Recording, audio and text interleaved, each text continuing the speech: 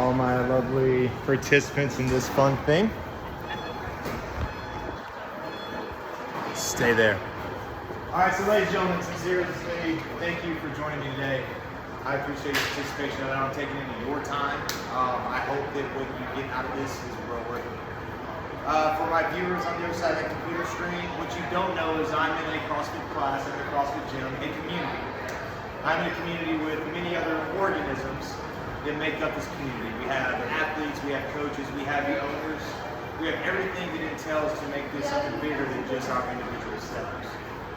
One thing we all have in common, this niche, okay, you're gonna hear that a lot today, this niche is fitness.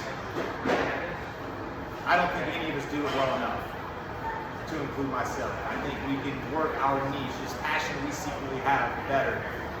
And I don't think it's me giving you knowledge, but you grasping knowledge in this process. The reason I'm calling it niche, as most of y'all know, and people on the other side of the screen do the same thing, I'm in summer classes, I'm in college classes, I'm in biology. And one of the last terms we came across was ecological niche. The definition of that in short is, what are the factors that make you as an organism in the ecosystem sustain and survive? As organisms, we have surpassed the, sorry, I went blank. We have surpassed most species, all species, with our ability to coexist. We have found a way to make dinner by bringing in a lot of different people from all around the world, transferring food to put on a plate that you also buy. See where I'm going with this? You're not doing this alone. You're not having to deal with the survival of the fittest. So what is keeping you going? Why are you waking up? Why are you eating? Why are you doing anything? That's your niche. And everybody's in here. Everybody's niche is this. Though you may not be a specialist in this, which means you've put into 10,000 hours of work, according to some people like Malcolm Gladwell, this is still your niche. You may be a journalist, but I guarantee you, all of you put in 10,000 hours. It might not be every hour in here, which, let's say 5 days a week, you're in here 1 hour. I'm willing to bet most of you wake up and one of the first things you do is, what's the workout today? I need to sign up.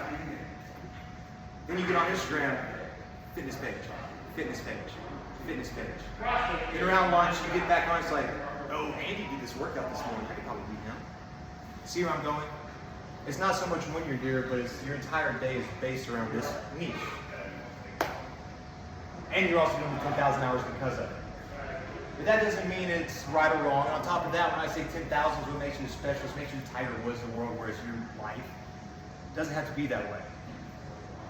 David Epstein, in his book Range, Superior Generalists in a World Built Over Specialists, he actually proves that practicing and training your niche rather than living in theory is what makes you great.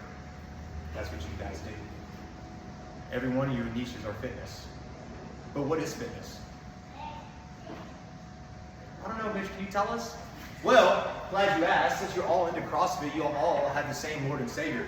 Be right back.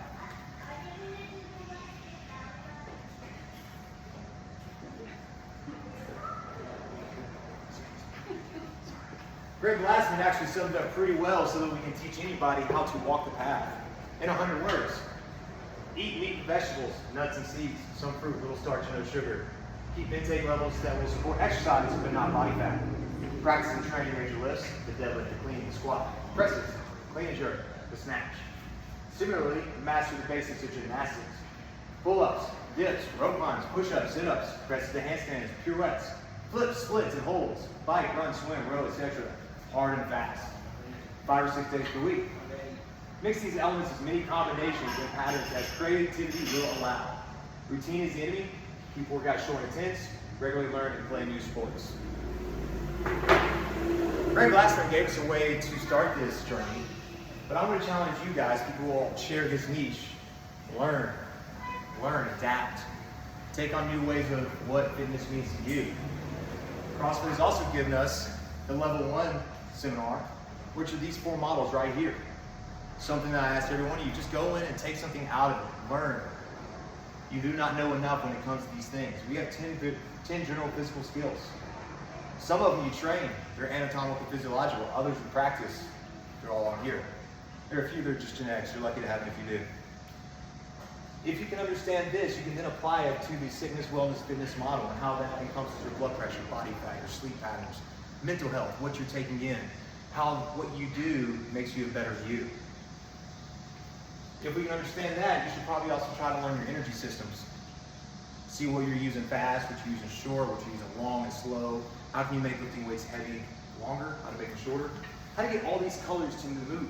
How to make them go higher, make them go farther. And that's all done through what Brad Glassman calls the hopper. The constantly varied ways of we doing things in here, okay? We're learning to adapt. We are learning to overcome things that are challenging to us. That word adaptation is another one that came out in biology.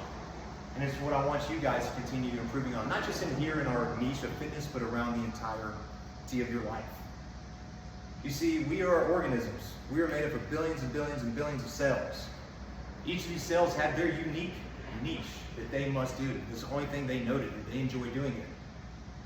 Problem is, once they're not good enough at it, or they decide that they can't do it anymore, they commit apoptosis. Funny word, but it's a programmed death. It's just where they just wither away. You as an organism, you can adapt. You can continue to overcoming things. So if you do that, let's say you want to be fitter, so you're going to drink more water.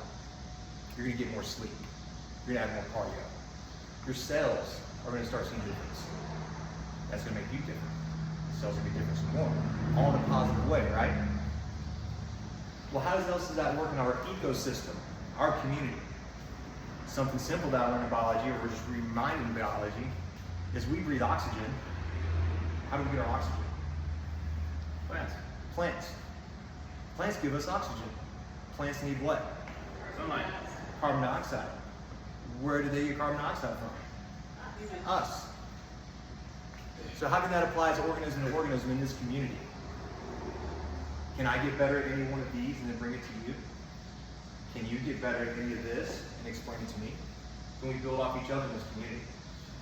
Can this community, can you as an individual lead this community with your traits as the cell of the ecosystem and go meet someone else and talk to them? Just make their life better because your life is better. That's what I want you to walk away with today, ladies and gentlemen. Yes, you're all CrossFit athletes, CrossFit coaches, owners of the gym. You're all part of this community. But how you treat yourself and how you adapt to every situation impacts not only you, but this community and all surroundings you have.